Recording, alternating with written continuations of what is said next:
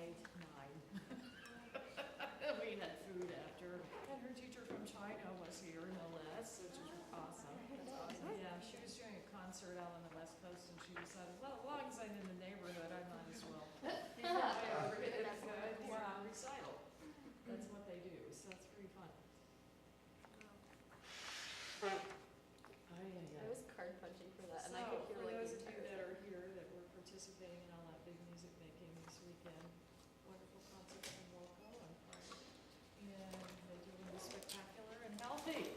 Thank you. That was the best working sound in Dayton North I think maybe I ever heard. And it didn't go out of tune in the places that always go out of tune. So yay for you guys. Not for me. I don't know how an orchestra plays that thing. I really don't. Yeah. Oh, they're still going. Oh my gosh. Look at that. Second move. Target. What a beast. A beast of a beast.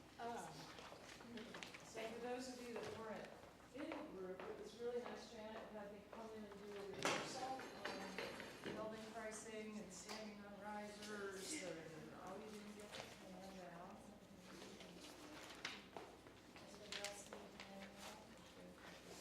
I don't know what else I know I'm talking about today. And we spent a lot of time talking about the silent aspects of singing and ways that you can keep your body flexible and nobody needs to know that you're moving inside. And hand out, hand out, hand out, hand out. I know none of us is awake this morning. Anyway, just lots of things that we've been doing in class and finding little ways to be happy on your feet and know you're still down there and how to keep all the inside parts moving when you're not actually going to sing for an hour yet. Keep awake. So it was really fun to be part of that. Hand out. Here we go. So, moving right along. You're going to be a business. How many of you know that teaching private course is going to be part of your future? financially it must be. Right, yeah, more than you thought. So, you are a business, you are an entrepreneur, and you have to have part of your brain that goes over and learns how to think about it. So I brought some resources in today to look over with you a little bit. And Maddie, if you could go to. Music teacher's helper. Music teacher's helper. Yeah, that's gonna be one, and the other one is inside, I think, let's go to practicespot.com, but let's do music teacher's helper first, okay? So, you're a business person, that means you have to think about things like your space, your equipment, your taxes, your marketing, all those scary kind of things. The best marketing is still word of mouth and a quality product, but there's a lot more that can go into it to really give you a vibrant studio. Yeah, so this is a music teacher's helper. Write this down somewhere right on the business sheet there. You can look up where you find it. This is music studio management. This is a business management site. It's your record keeping place. It has a, yeah, we'll watch the demo in just a second. It has a wonderful, a lot of these sites are like Constant Contact where you do email marketing, are going to a free basic level trial thing for up to a certain number of people. So Constant Contact, I'm just getting ready to try for the first time for a workshop that I'm doing this summer. And their free thing goes up to 10 people, I think it is. And then you pay like $15 or something for up to 100 people or 500 people, I forget. So this is the same way. If you have 0 to 5 students or something like that, it's free, so you can practice with it. And then as you grow your studio, I'm doing the basic level right now, which is $14.95 a month, which is pretty cheap to get a really cool website like this. So let's watch the tutorial for a minute and here's a demo. Welcome to Music Teachers Home.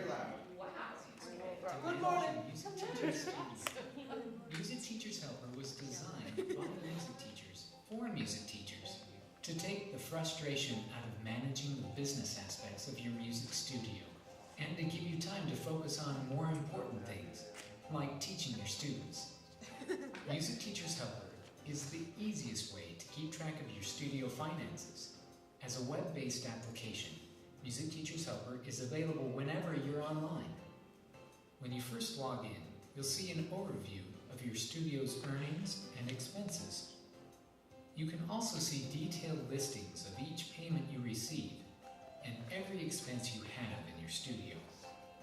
It's easy to input information manually, or to set it once and forget it. Music Teachers Helper has a revolutionary invoicing system that automatically generates invoices, showing how much each student owes. Customize invoices with your own logo, and Music Teachers Helper can even email the invoices automatically and as frequently as you'd like. It's completely hands-off. Save even more time by allowing your students to pay you online with a credit card.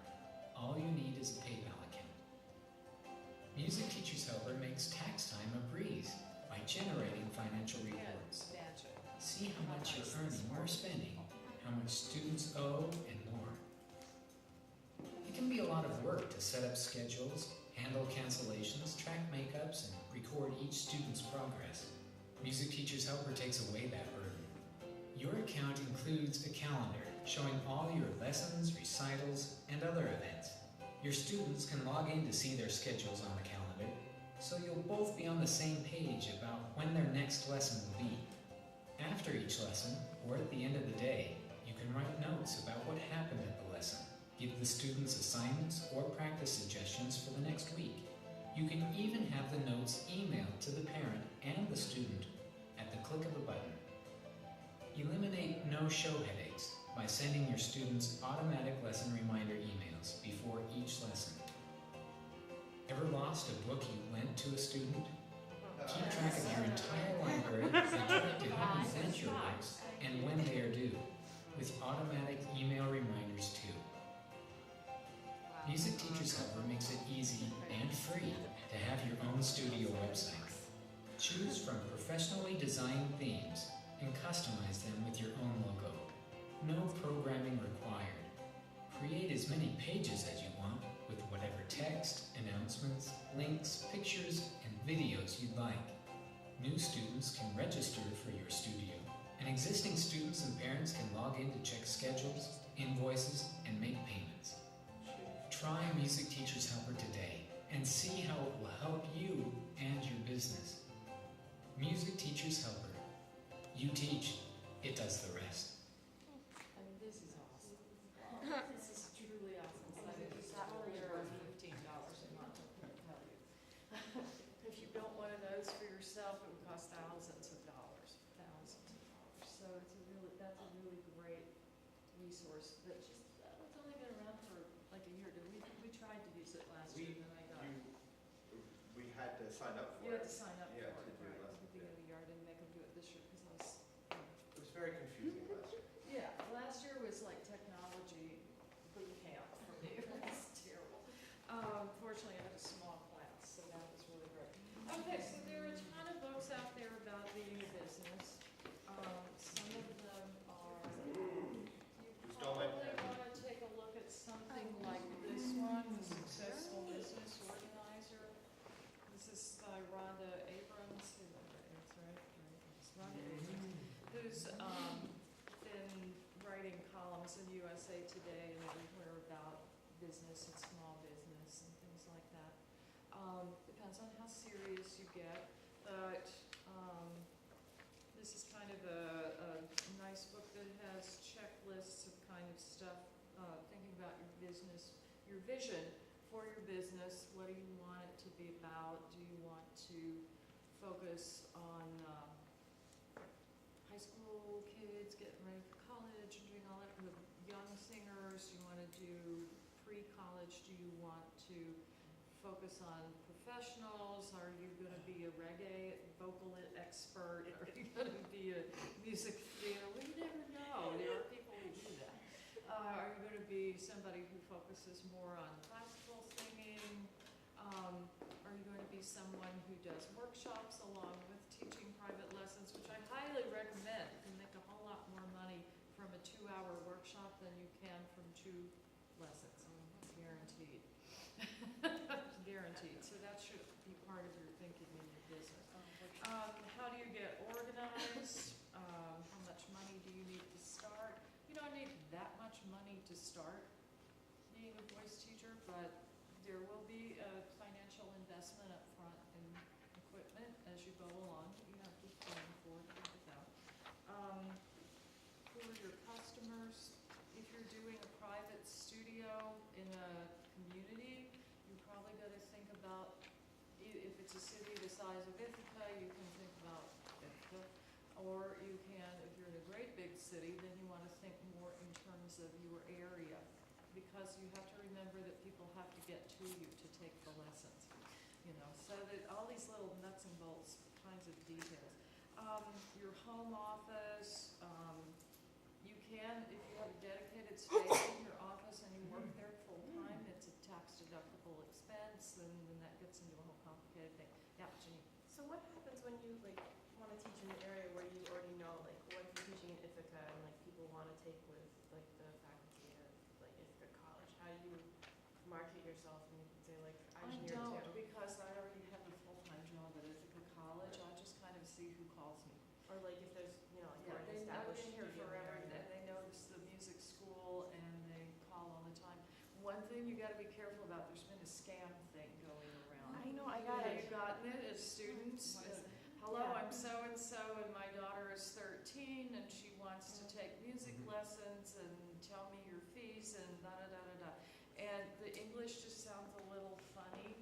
And we had actually had this go around the Feldenkrais community a couple of years ago. I have friends who are coming from London, and we're looking for a great practitioner, and we think that would be you, and they're gonna be in New York. I'm like, well, they're 5 hours away from me, so I don't really think so, you know. And, yeah, they're trying to get your personal information so that they can get at your accounts and things. So be a little leery about that. And some of my colleagues on the voice faculty were like, anybody want to do this person? I don't have time. And I'm like, no, stop, don't do this thing. So then we started hearing that you guys were getting scammed with this thing. So just delete those, let them go. It's like, no, thank you. There's a different feel to it. It feels generic, it feels a little plastic, and the tone is rather demanding of this particular scam, you know. It's like, so you have to be a little careful about some of those kind of things.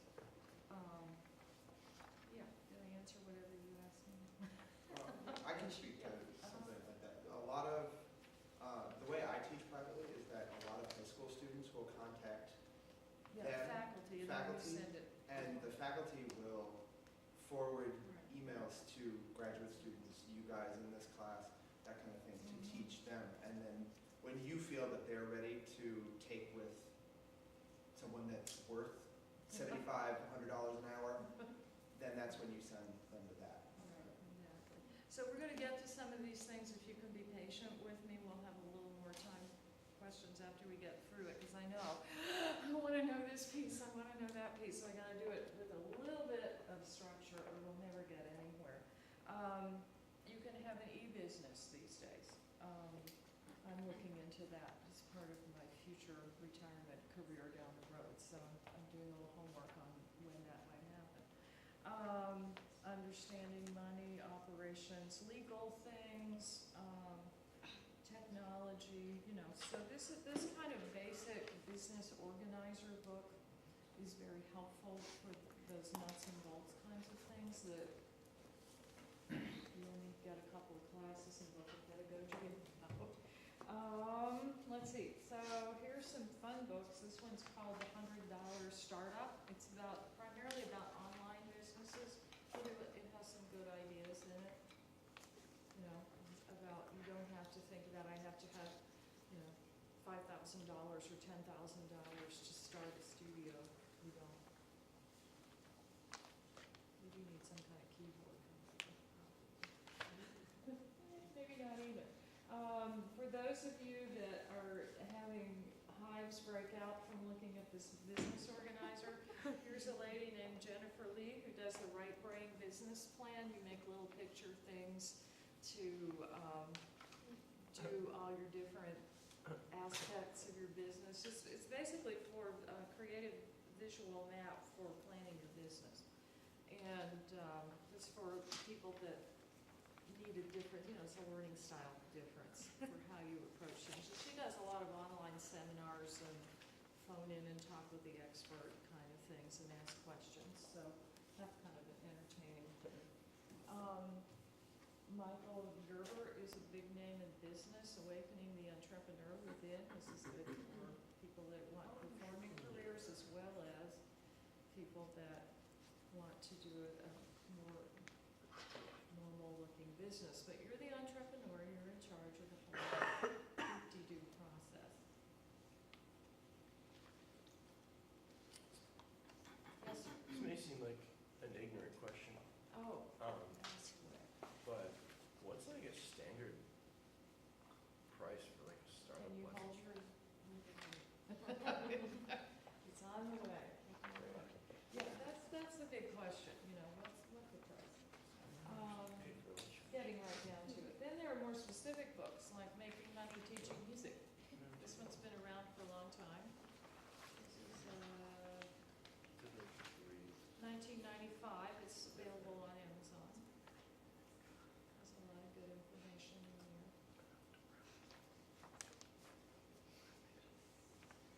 And the Private Voice Studio Handbook, which I usually have people buy, but I didn't this year because we don't usually do as much with it as I would like.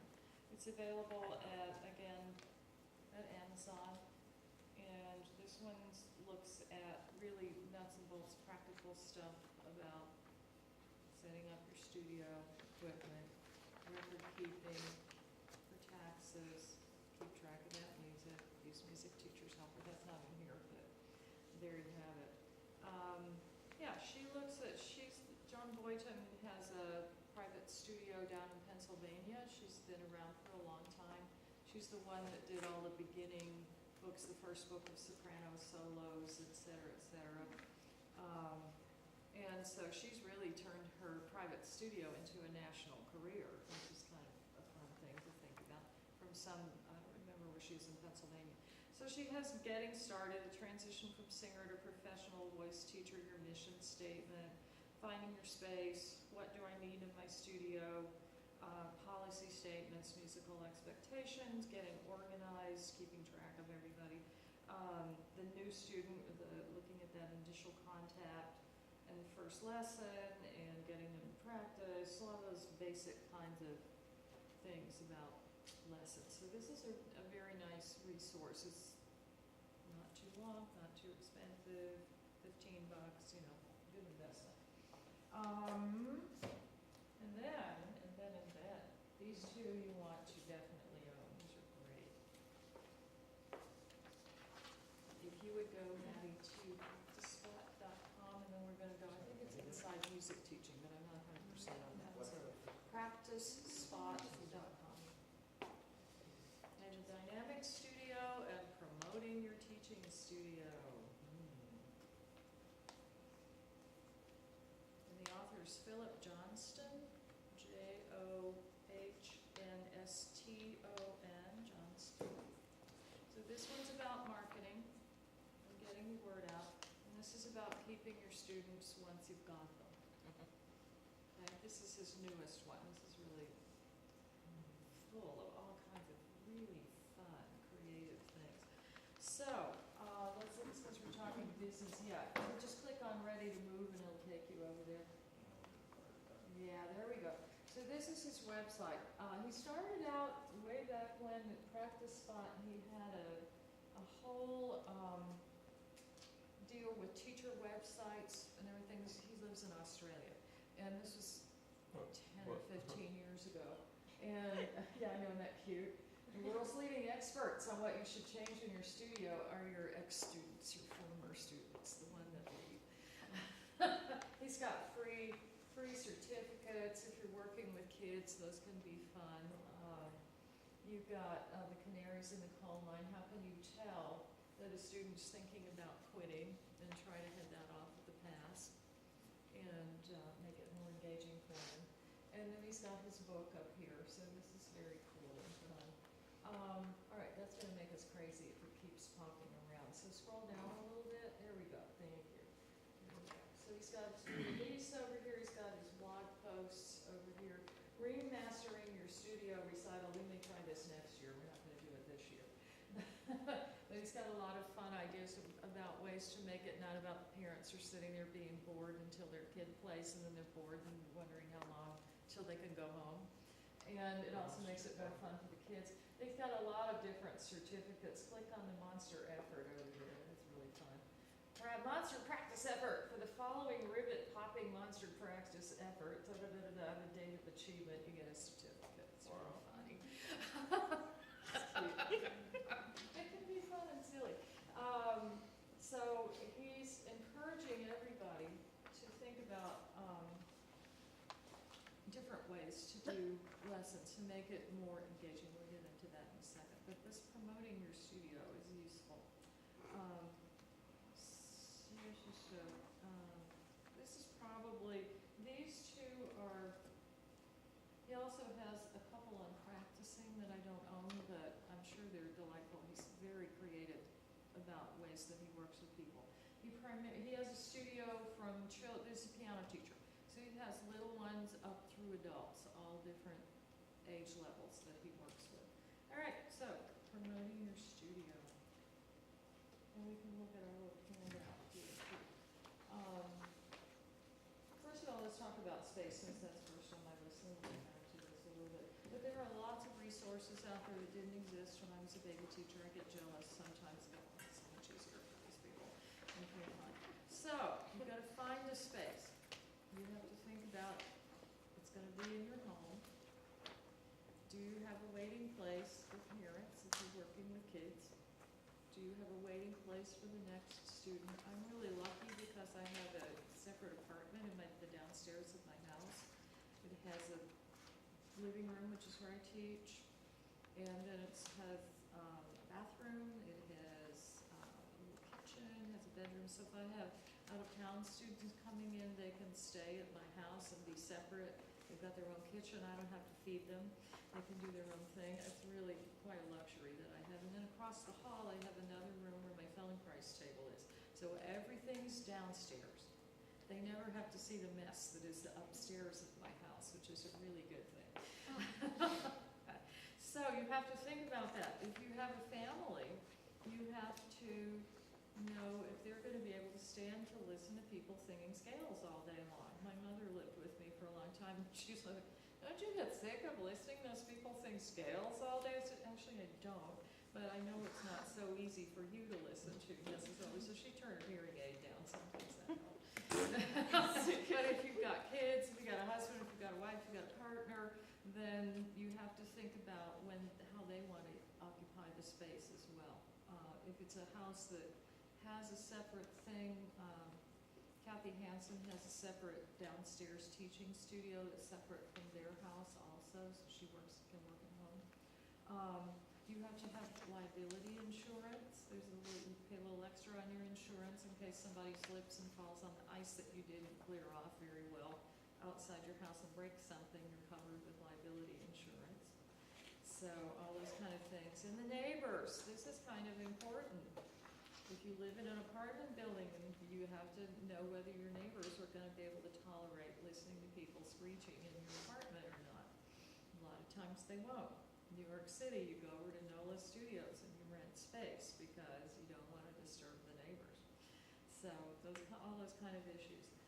Other spaces besides a home environment, the community music school. We have a CSNA here in town, and that's an option for teaching space. Music stores often have little teaching spaces. Yeah, Jamie. I've always wondered how you become, or how do they accept you into like a community music? You have to audition, you Okay. apply, and you know, you go down, you call them up and say, hello, I'm a voice teacher, and blah, blah, blah. And I'm wondering if you have any openings for a teacher, or if you rent space out to teachers that are not affiliated with your school. And that would be where you would start. Yeah, good question. Music store, same deal. Call them up. Actually, better to go in and be charming in person. They often have bulletin boards, like Hickey's has that big bulletin board. When you walk in, people put up their lesson flyers, the little tear-off numbers when you go in. You can rent space from churches a lot of times. That can be a good option if they have decent pianos someplace. A lot of times they're pretty grim, but that's an option. Sometimes if you're a public school teacher, in some school settings, they will allow you to teach private lessons after school. Check that out with your school, because some of them do not consider that a personal business, and they're not going to let you do that. You can go to the student's home, but it's pretty much the least efficient way to do your teaching, because then you're wasting gas money and all that other stuff, and that's a tax deduction, but still, and your time too to deal with that. So that's not a great option.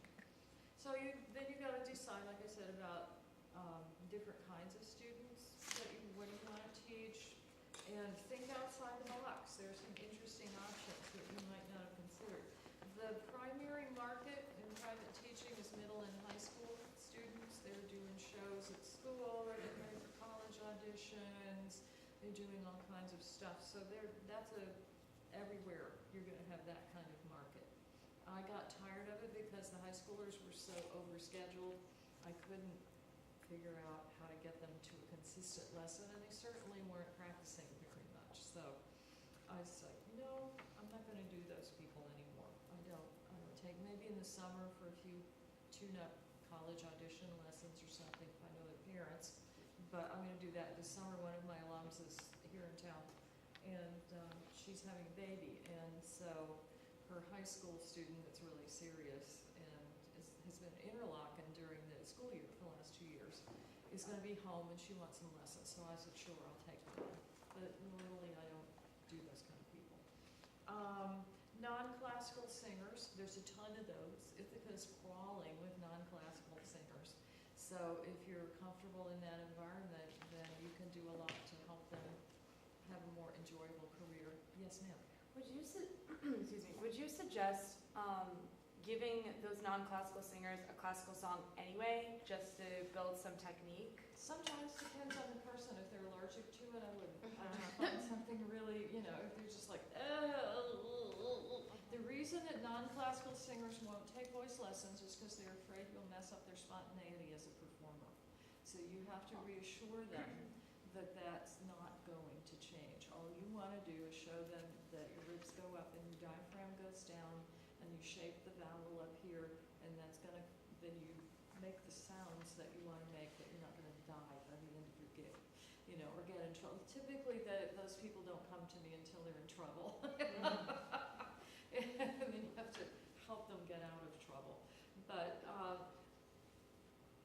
I think you can kind of steer around things that are more toward classical, like even a folk song or something like that. I would stay away from foreign languages. Trust me, that won't go over at all. So yes, you kind of have to play around, and some of them will be open to it. Elisa Shasholi, who sings around town here a lot, was one of our classical performance majors here, and studied with the faculty member, this long one from our halls, and she got really, it was very, very old school, traditional, micromanaged kind of work, and she got really burned out and had a ton of performance anxiety around classical anything. Rhiannon was like that. She was burned out on classical singing, didn't sing again for 10 years until she discovered jazz, and then she got back into it and went, oh, I could do this. And so you just really have to ooch them in there, and after they know you and they trust you, then you can say things like, I got this piece over here, I know it says Bergolese or whatever on it, we're going to do it in English, and it's going to help you find this one particular thing in your voice. I want to use it for an exercise. How about that? But they don't want you to destroy their sound. They're sure if they take voice lessons and you say classical, it's going to destroy their sound. They're just terrified of it. And Broadway singers are like that too. My alums that work down there are like, I can't believe how great these people are that are in the ensemble of the show that I'm doing. They just don't even want to think about anything that sounds like vocal technique because they're afraid they'll sound like an opera singer, and they don't want to do that. You know? Yes, ma'am.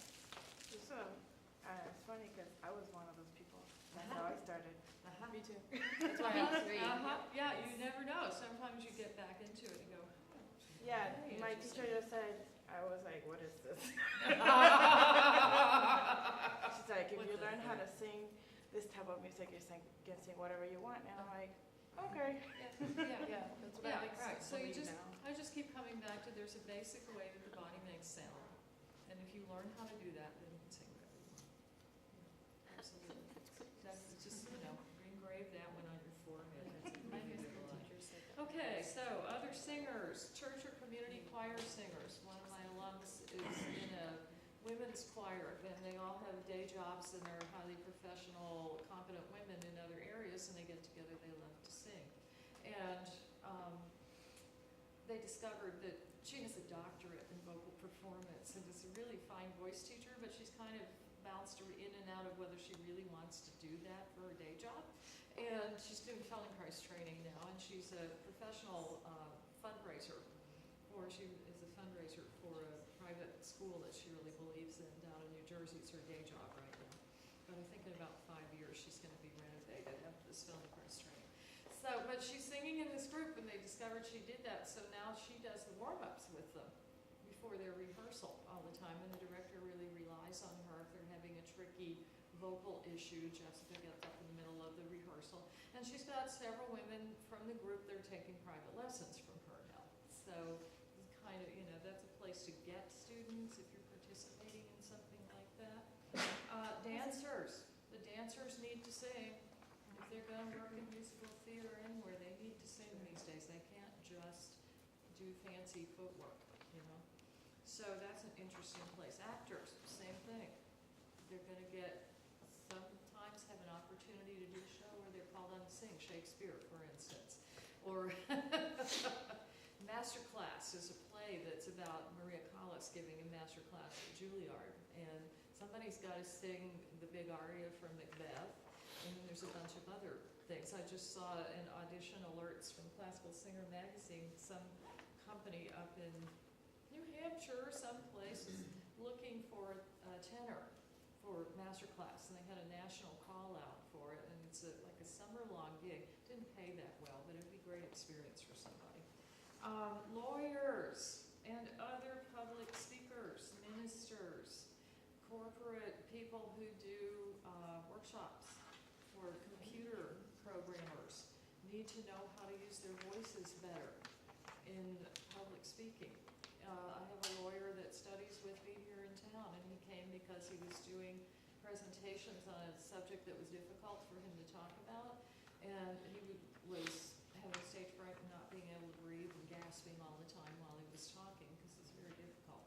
And so one of my colleagues on music education said, well, I think Carol or maybe Dr. Blooding, but I think you need Carol, really, because you have all this stage fright stuff, and she's good at that.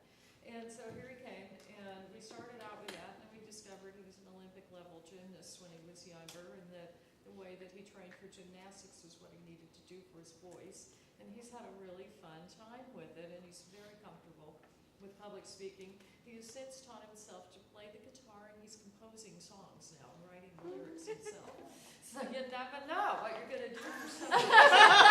You just never, and they're pretty good songs, too. He performs them, and people are like, that's a cool song, where did you get that one? I wrote it. Wow, all right. It's pretty fun. The first ones were cute when he only knew 2 chords, and the rhythm was the same for every song that he wrote for about 5 or 6 of them. But now he's getting much better at it. It's really fun. And that broadens your life as a teacher, too. It lets you go to quirky places that you hadn't really considered, and that's kind of neat. Teachers need us. Regular classroom teachers seriously need us. You can put together a workshop on just basic vocal stuff, resonance, breath, help them learn how to explore it, and go to the teacher center. Most school districts have like a ours is called the Faculty Excellence Center here at IC, but where the teachers go to upgrade their skills or to share things with each other. And that can be a really great way in the door, because then they get to know you. And the teachers are right smack in the middle of the community. They know everybody. They know everybody. And that's a good, not just the music teacher, everybody. So instrumentalists that want to add singing because all of a sudden their school got rid of the choir director and they have to do the band and the choir. Or they want to broaden their skills so they can get a job somewhere else, and a lot of the jobs are being crossed with instrumental and choral. One of our guys from IC, Ross Mizrahi here in town, is a band director, and he was a vocal music education major here. So go figure. They wanted to stay in the city, and that was the job that was available, that was offered to him, and he went, you know what? I can learn how to do that. I know how to teach, and I can add the instruments to my repertoire. So that's what he did. Vocal rehab, vocal rehabilitation can be an interesting field to get into. We have had a relationship with a ear, nose, and throat doctor in town who would refer people that he thought needed singing lessons to come to the voice faculty here and then work with us a little bit to get their breathing lined up or to understand how resonance worked better so they weren't misusing their voice, misusing their body to produce their voice.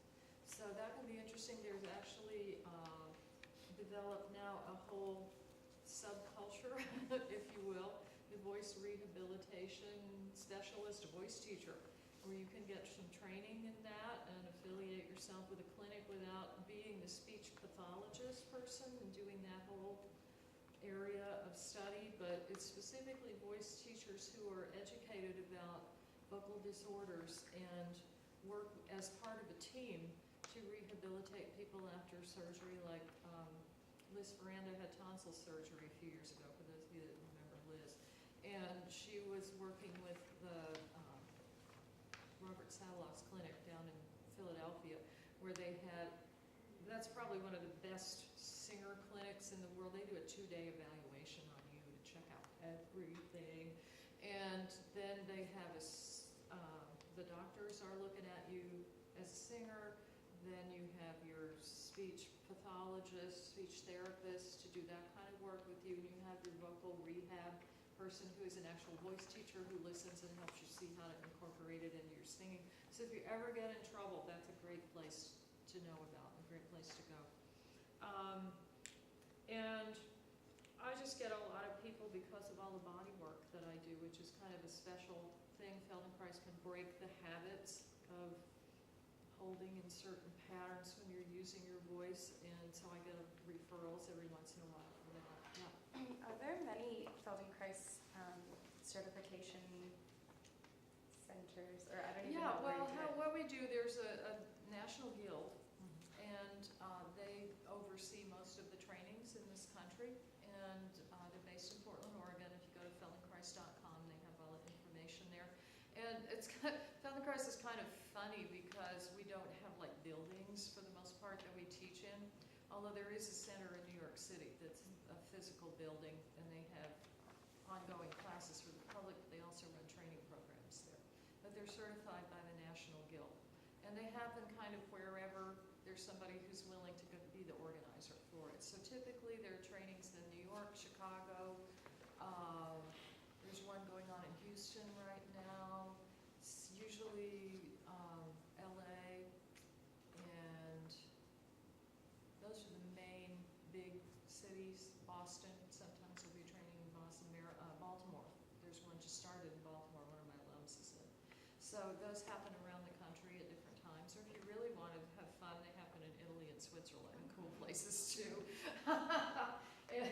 and my trainer, Anat Vaniel, actually has sort of gone off to her own method, and she runs training programs in her method that are based in Feldenkrais. They're a more compact training. The basic training is 90 days. And then if you want to specialize in working with special needs kids or high-level performers or whatever, then there's different options. So yeah, so that's a cool, very cool option. Janine, you have a question? You're just playing with your hair again. What do you think about Skype lessons? Well, Skype lessons I haven't done too much with yet. There was just an article someplace that I read, I think it was in Classical Singer, about Skype lessons actually. And they, they have their drawbacks because you have to, the microphones are not always so great. But I can do a lot because I look at people and then I'm gonna do a Feldenkrais thing with them while they're singing that they can then take and work with themselves. It just gets annoying when the signal breaks up. I do a lot of work with Stephen Harrell, my collaborator in Feldenkrais land, and on Skype, and we could have more trouble the last week or so. I don't know, we had another sunspot or something, I don't know. But the thing kept freezing up and he would disappear and then it just all of a sudden, whoop, there it would go. So it can be annoying. Another thing that is like Skype is Oohoo, O-O-V-O-O, which is much better, I think. You can record lessons. Really? Yeah, while you're teaching them. The person on the other end doesn't even have to have an Oohoo account. You can connect people up and see each other. You can have, we've had a group conference with 3 of us. You can see 3 of us, up to 12 people. What is that again? On the site, Oohoo, O-O-V-O-O. That's why I toss it out. Yeah, I'll see if I can. I have it on my phone, actually. Oh, I haven't gotten that fancy yet. Yeah, 12-way high-def video chat, yeah. And it's got a free level that, like Skype, and works with the phones. You can text, message, share, and record video messages. And it's a little overwhelming to me. That's something I kind of need to look at more closely over the summer. But it is really great if you want to have like a conference thing with people. And the feature that you can record so that whoever you're working with can record the lesson. Or if you've got a singer who's out on the road and they're in trouble, you're like, Skype me, Uber me, let's look, let's listen, let's see what we can do. So that's kind of convenient. About 20 years ago, I had a student that was on tour with Phantom of the Opera in Hong Kong, and I got a call on New Year's Day, Carol, I'm in trouble, you're in Hong Kong, what am I supposed to do? All I had was your phone, it was really funny. I said, you're in Hong Kong, go find an acupuncturist, you'll be fine. Okay, oh yeah, she said it, that's funny. All right, so yeah, so That's this is a lot of fun. It does have some issues. We had some going in and out on the screen and everything, but I think it's really a cool option to Skype for sure. Let's just finish up your audience here, and then we'll keep talking about this on Wednesday. Who else? People who sing for enjoyment or spiritual purposes, the chanters. Chris had one of those for a student this semester. She unfortunately got sick, but oh well, you do what you can do, People who always wanted to sing but are afraid to try. Lisa, the woman I was just talking about, has run classes for several years now at the CSMA downtown for people in this category because she knows so much about how she got into a mess with being totally afraid of her own voice.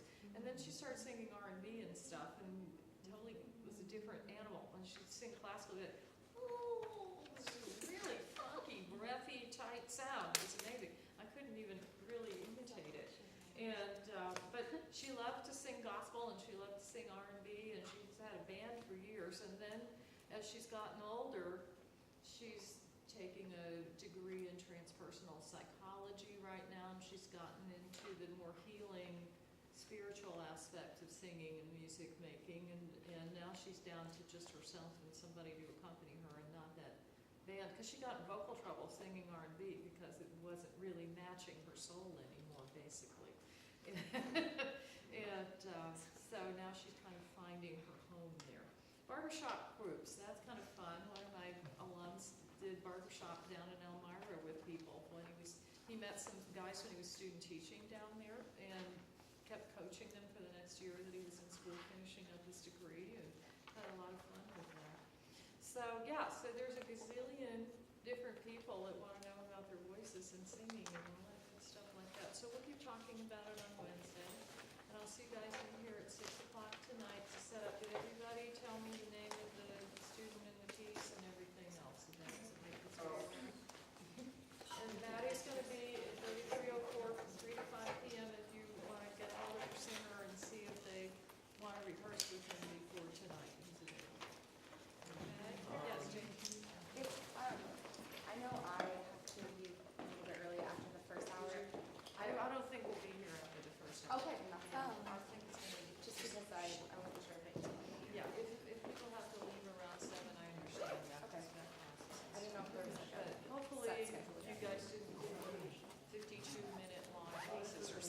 like,